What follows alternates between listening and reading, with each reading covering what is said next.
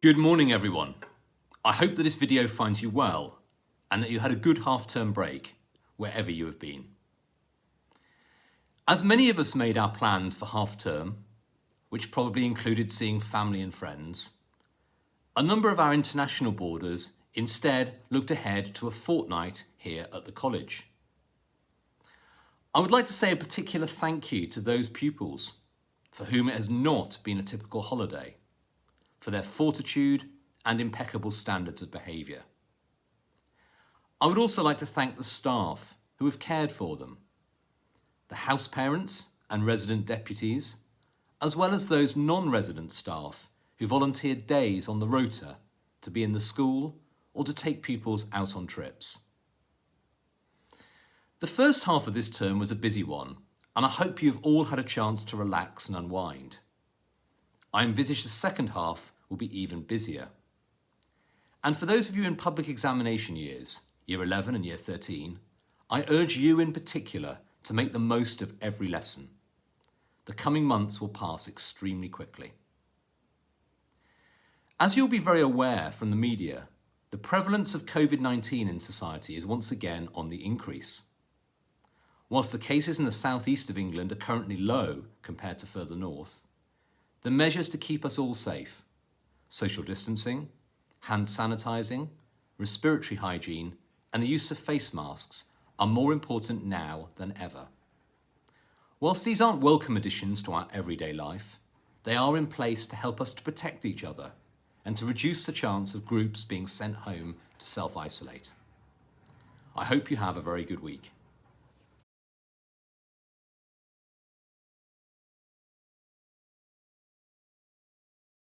Good morning and welcome back to a new half term. If you've not met me or you're not familiar with me, I'm Olivia, your senior head girl for this year. Being head girl this year seems odd yet fascinating, and I'm keen to make a difference, especially during these difficult times. The meaning of being head girl has a lot behind it, yet the main point encompasses being a role model to all of you students and also being able to be the person you can come to when needed.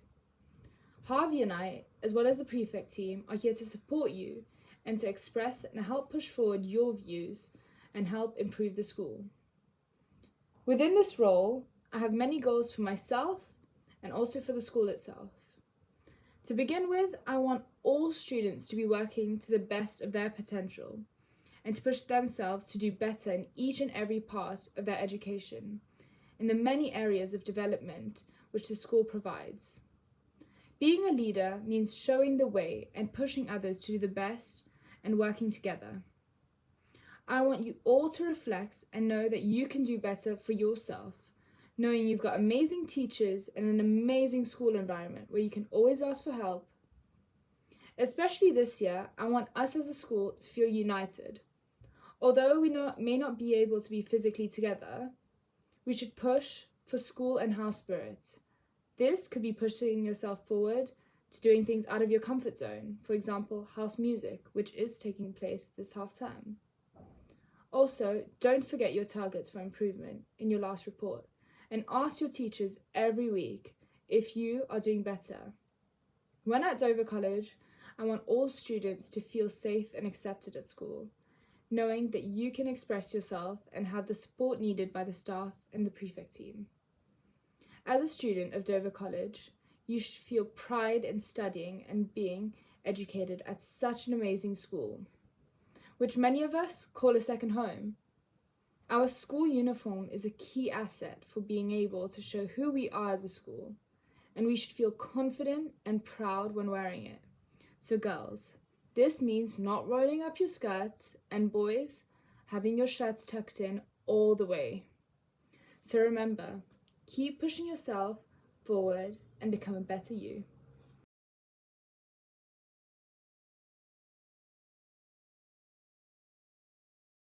The animal I really dig, above all others, is the pig. Pigs are noble, pigs are clever, pigs are courteous. However, now and then, to break this rule, one meets a pig who is a fool. What, for example, would you say if strolling through the woods one day, right there in front of you, you saw a pig who'd built his house of straw? The wolf who saw it licked his lips and said, "That pig has had his chips." Around his 4th birthday, my son was captured by a particular book of classic fairy tales. He particularly enjoyed the ones which involved a nasty villain, usually a wolf or a troll who meets an unfortunate and gruesome end. And he would ask for the stories to be read to him over and over again. His favourite was The Three Little Pigs, and he loved to dress up as a wolf and to construct straw, wooden and brick houses out of Lego. As I read to him, it struck me how long these tales have been around. My parents read them to me as a child. They told me that they had heard them when they were young. Their parents, my grandparents, and my great-grandparents would doubtless have been read these same tales too. In fact, the earliest printed version of the Three Little Pigs story dates all the way back to 1853. It was set on Dartmoor and involved 3 pixies rather than 3 pigs. It appeared in a more recognisable form in English Fairy Tales, written by Joseph Jacobs and published in 1890, a volume which popularised many of the most famous traditional tales. It has been reimagined and retold ever since then.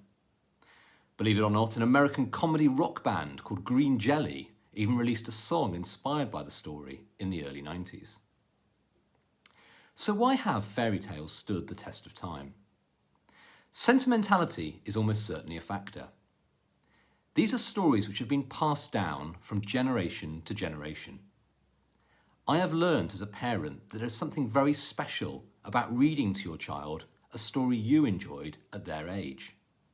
Many other parents, perhaps yours, will have picked up fairy tales, either treasured copies from their own childhood or new editions, for this very reason. Perhaps some of you have even experienced the joy of such nostalgia, reading to siblings or to younger pupils in our prep school. That these are simple stories involving familiar situations or creatures will also have helped them to stand the test of time. Tales like The Three Billy Goats Gruff, Goldilocks and the Three Bears, Little Red Riding Hood, and Jack and the Beanstalk all spark the imagination through a roller coaster of calm, excitement, hope, panic, misfortune, and ultimately the villain getting their comeuppance. But it is the fact that these tales contain life lessons for us all that I think really explains their enduring popularity. Once you cut through the veneer of fairy dust, these traditional fables contain more wisdom and tips for sorting out your life than the many self-help volumes you will find filling the shelves of bookshops. Fairy tales, which are often surprisingly dark narratives, remind us that the world is one fraught with danger and difficulty. Within the safe space of a mythical story world, we learn that even in terrible situations, there are solutions and resolutions, if only we have faith, put our mind to it, and follow our moral compass. It strikes me that a parallel can be drawn between the 3 young pigs being sent out into the world by their mother to make their fortune, and your journey through school, where your talents are nurtured and developed. Like the pigs, you will have choices in how you prepare for the challenges ahead of you. Probably not wolves in your case, but daunting trials nevertheless. Public examinations, internal examinations, sports fixtures, public speaking, solo pieces or concerts, or perhaps performing in a drama production. Although you don't have to make decisions around which building materials to use, your choices will ultimately be tested in the same way as the houses the pigs built. Will the effort and thought you put into your revision, rehearsal, or training stand up to the huffs and puffs of life, which will inevitably challenge you? Will it be blown away and leave you exposed, like the houses of the first and second pigs? Or will it stand firm, a testament of what dedicated preparation can achieve, rather like the brick house of the third pig? A parallel can of course also be drawn to the parable of the wise and the foolish builders, told in both Matthew's and Luke's Gospels, where Jesus notes that the hearts of people are revealed in their actions. Only those who build their lives on strong foundations, on the rock of his teachings, will endure. I'll leave you with a thought for the week. In readiness for when you are next put to the test, be it in the classroom, the examination hall, on stage, or on the sports pitch, metaphorically speaking, which house will you build?